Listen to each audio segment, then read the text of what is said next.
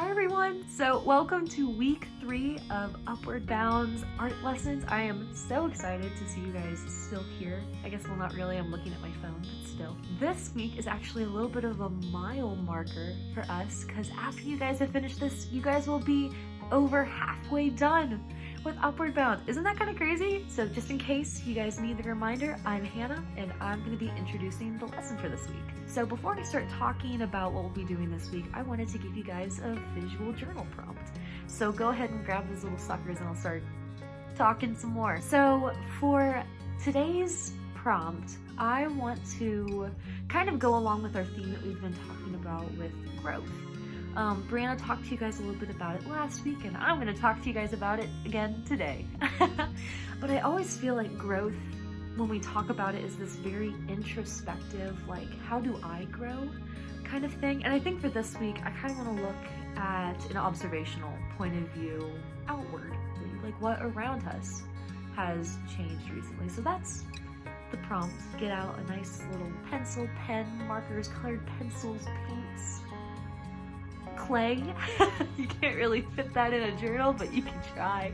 Whatever medium of your choosing, write or draw or make something about something that has changed in your environment or in your life that you've noticed. I think just as important as it is to notice our own change, it's also important to notice like changes around us. I'll go ahead and give you guys a moment and take as much time as you need and do as many things, talk about as much or draw as much as you guys want. Like, there's no time limit on this, just press the pause button.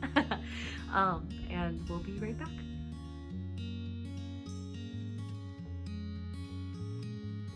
All right, we got our visual journal prompted and warmed up and we're feeling good. Now I'm gonna start talking actually about like this week's lesson.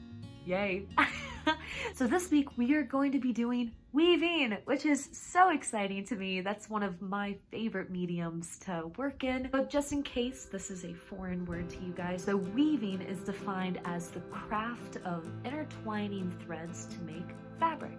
A good example of this, I guess, could be my sweater. Hold that up for you guys. Hopefully that's kind of visible. But this is a woven fabric. So yeah, but that's kind of what we're going to be working on this week, is not necessarily making our own fabrics, but making tapestries and works of art by the process of weaving. The materials that you guys will need for this week's lesson include making a loom. Let me grab something so fast. Okay, hold on.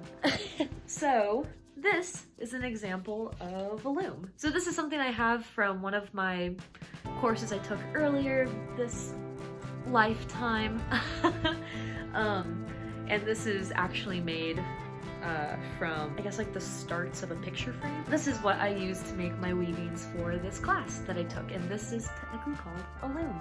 We didn't include fun picture frame staple guides for you guys, but the fun thing about a nice square shape like this is that it's pretty easy to make. Luckily, they're not super hard to make. You can make them with sticks that you find outside. You can make them with popsicle sticks. You can make them from an old picture frame, from cardboard. Get crazy. The first thing you guys are going to need in order to be able to weave anything is going to be something to weave on, so a loom. The second thing you guys are going to need is yarn to be able to go ahead and get started. You guys will need scissors to be able to cut that yarn with. And you guys will also think about things that you can weave in that aren't necessarily your yarn. You can absolutely keep up with your yarn, and that is 100% your discretion, but you can also use bits of torn up fabric, you can use ribbon, you can use plant material, your literal garbage. You can get super creative with it, is my point. And then the last thing you guys will need is patience. This is a longer process, but that's not necessarily a bad thing either. The good thing about weaving and these techniques are that they're pretty mindless. So if you ever wanted to be working on your weaving while watching, say, like The Last Airbender, that I recommend on Netflix right now, you absolutely can watch that. Or listen to music, or even talk with a friend. Like, you could probably do it upside down if you really wanted to. It's, once you get the hang of it, it is super easy. It just takes a long time to complete. I'm gonna wrap up everything, but before I do, I wanted to one more time just congratulate you guys on making it over the halfway mark of this, and I wanted to talk a little bit about college. So I'm a college student. I am technically, I think, still a junior, but I will be rising to my rank of a senior coming up this next August. I wanted to be a little advertisement for why you guys should go to college. So again, going back to our theme of growth, I have grown so much since my freshman year of college. For proof, here's a picture, the pinnacle of grace and beauty. I definitely look at that picture and have like a little like acid reflux, but I think that in a weird way is a good thing. I think I've grown so much as a person since my freshman year of college. I would definitely hope so. If I haven't, then I think that's a moment for concern. There are so many different ways to go when deciding your future coming out of high school. It's really overwhelming. Something I really didn't expect to find in college. A few things I didn't expect to find in college was this community of artists and friends and professors that is so different than what you get in grade school. Of course, you come to class and you learn from your professors, but just as much as you learn from your professors, you also learn from your classmates. But literally just sitting next to people in your class is a learning experience. It was also really my first time ever being independent. I'm very much a homebody kind of person. I really think that taking that time alone and taking that time to really figure myself out as well by myself, rather than going home and being in that same familial context every single weekend, was again another learning and growing experience. And of course everybody deals with moving away for the first time in different ways, but definitely take a moment to appreciate where you are and just that you are on your own. And even though it's really scary, and like mine, it may be your first time doing it too, but I think that without it, I would not be the person I am today. College is just such a great opportunity. I believe in academia. Obviously, I'm going to be an art teacher. I somewhat believe in education. I think that if you are able to take this opportunity and to do this opportunity, you absolutely should. You absolutely should. Anyway, so after all of that, Brianna will be talking to you guys a little bit about history, and we'll show you guys some demos, and then Lily is going to close us out for this week. It has been so nice chatting with you guys, and I hope that you guys enjoy the lesson for this week. Bye!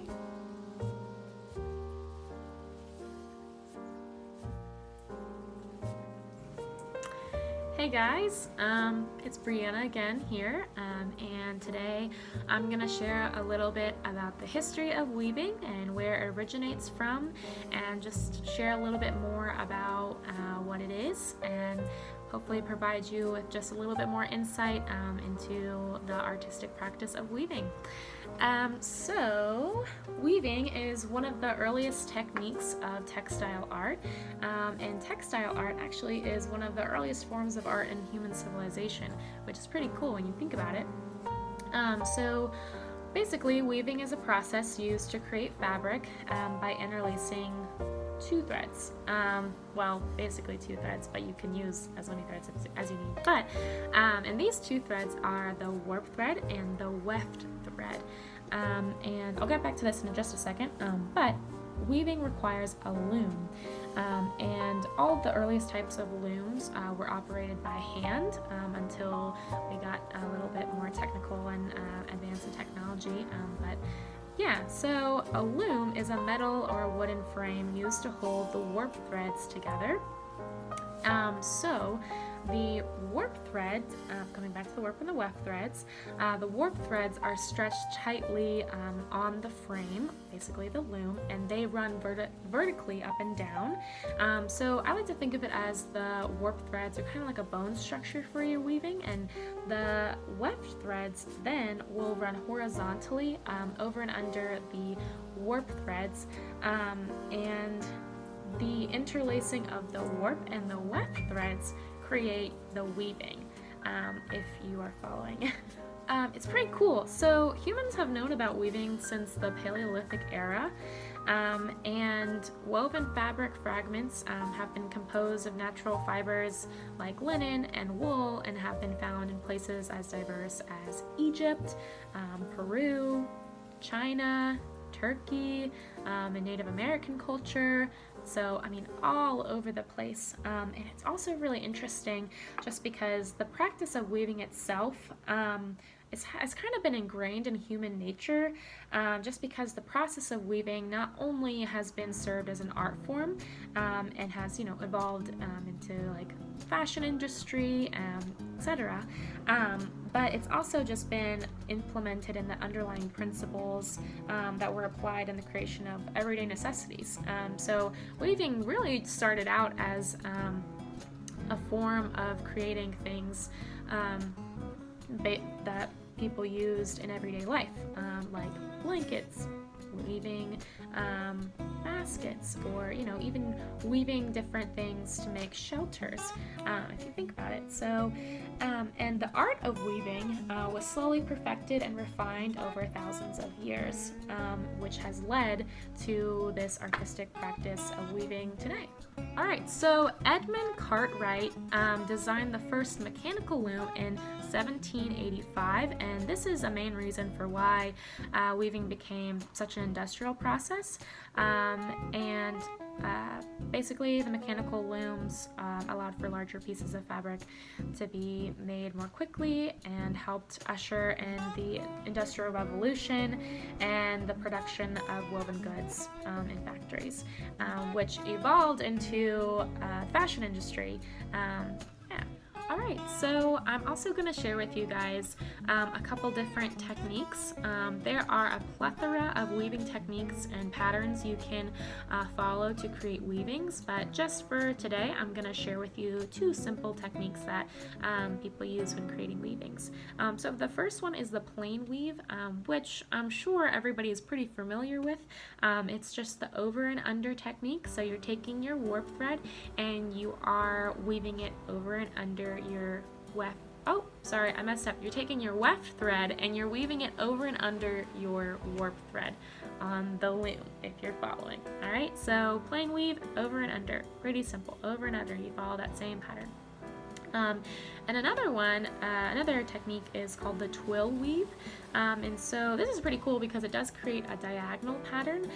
So with the twill weave, you are taking your weft threads and you are weaving them over 2 or more warp threads and then under 2 or more warp threads, and you just keep that same pattern throughout the entire weaving, or the entire portion of however long you want that pattern on your weaving. So I'm actually gonna show how to do those techniques in my demo videos, so keep watching to find out how to do those. Alright, I did want to share a couple artists, modern day artists, that I just thought would serve as some inspiration for your weavings, and also feel free to go online. I think Pinterest is a nice place to look for inspiration for any artistic practice. But an artist that I want to share with you all today, her name is Andrea Vail, and she actually is a professor at Appalachian State University, and she works in the fibers department. And if you go on her website, you will find all of her projects, or a lot of different projects that she's worked on, and today I want to focus on one project titled Woven. And this project can serve as a form of socially engaged art. I'll get back to that in a minute, but just to share a little bit more about Woven, I'll read a quote from her website. Woven is a 3-part community-focused collaboration which aims to connect individuals with the Richmond Arts and Culture District by collecting donated crochet goods, unraveling the goods to reclaim yarn, and welcoming Richmonders to join artist Andrea Vail in reweaving the yarn into a new work of art. So it's actually pretty cool. They're taking these found goods and the people are coming together socially and collaborating to create this giant weaving. And the pictures on her, there are so many different pictures on her website, but this is a form of socially engaged art, just because people are coming together and collaborating and working on an art form collectively. So to share with you all a little bit more about socially engaged art. I'm not sure if you've heard of this term before, but it's referred to as a social practice, or it can include any art form which involves people and communities, either in debate or collaboration or social interaction, and it serves as an art form. So there are so many different forms of socially engaged art, but we wanted to share with you that term today, just because it might be interesting if you wanted to use your weavings as a form of socially engaged art by getting together with your family or maybe close friends and working on your weavings together. And we almost kind of did that with our video that we made at the Greenway. We came together and we went on a walk and we found a bunch of different plant materials to use in our weavings, and we worked on the weaving for about an hour, and we had a great conversation, and so that itself could be considered a form of socially engaged art. So yeah, all right. Another artist that I wanted to share with you guys, her name is Tanina Silva, and I actually came across her work on Instagram, so look her up there, or feel free to look up her website. She has a bunch of beautiful weavings, and most of her work they're just wall hangings. But her work is it's so wonderful to look at because there's so much going on in her work, but there's so much to look at, which I think is the reason why I love it so much. But reading from her website, she writes, "My style is instinctive, highly textured, and organic. I'm always pursuing what feels right, exploring abstracted shapes of sea life, coral reefs, seaweed, and anemones." So if you take, and I'll put a couple little example pictures up here. If you take a look at her website or just any of her work, you'll see she has the way that she uses the weft threads and the different patterns she uses, the different colors. She has created her own style, and one of my favorite parts about her work is she kind of separates the warp threads in some of her weavings to create this really beautiful negative space, and uses the weft threads to separate the warp threads, if that makes sense.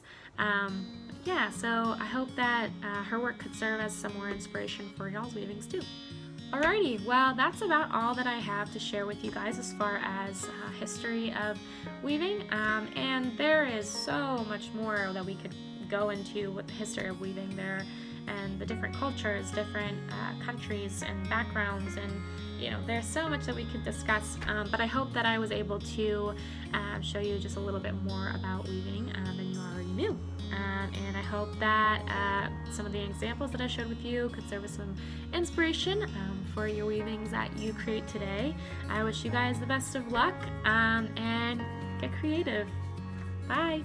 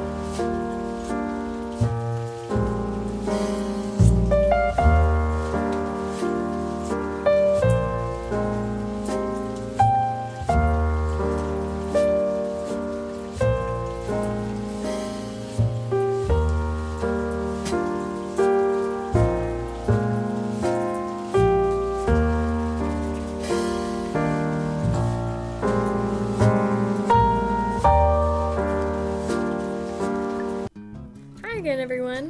I hope you had a fun time watching all of our demo videos. We had a fun time making them. With the 3 that we made, we were able to look at how to make a loom in 3 different ways, right? So we used popsicle sticks, cardboard, and we also used sticks. So you can really go everywhere you want with this lesson. And I think what we love so much about the lessons that we're teaching you guys is that there's something a little bit different. I'm sure maybe some of you guys have done weavings in the past, but I really think that it's good to get out of your comfort zone and to kind of try to use different art methods that aren't just drawing and painting, because I think sometimes people can assume that like if you aren't good at drawing realistically, then you're not a good artist, and that's definitely not the case. And I think fiber arts, which is what we've been doing with like the weavings, and like next week we're gonna be doing embroidery, and I think working with another material like that really shows that the world of art is a lot bigger than we may think it is. So I think it really helps to broaden your horizons, and kind of examine, even like with one material, just like weaving, there's so many different ways that you can do it. So many different techniques, so many different ways to even make the loom. So we really hope that you guys enjoyed this lesson. This is something that is probably one of my favorite types of art. I really love fiber arts, personally. So I think it should be a lot of fun for you guys, and I hope that you enjoy it. And as we kind of close out this week, I wanted to bring you back to that journal that you made, and try to have like a journal entry and maybe kind of analyze, write down, draw, whatever comes to your brain, like how you felt about the lesson, what you liked about it, what you would have changed, what you do differently, and if you would continue using fiber arts like this, or if you enjoy fiber arts or other art more or less, or how do you compare it to the stuff that you're used to doing, like drawings and paintings and stuff like that. Not to say that drawing and painting are, not effective or fantastic ways to spend your like art time, but I think it's just really nice to open the horizon and see all of what the world of art has to offer. So I hope you guys have a wonderful rest of your week. Enjoy the lesson, have some fun, try all the different ones out, and we'll see you next week. Bye.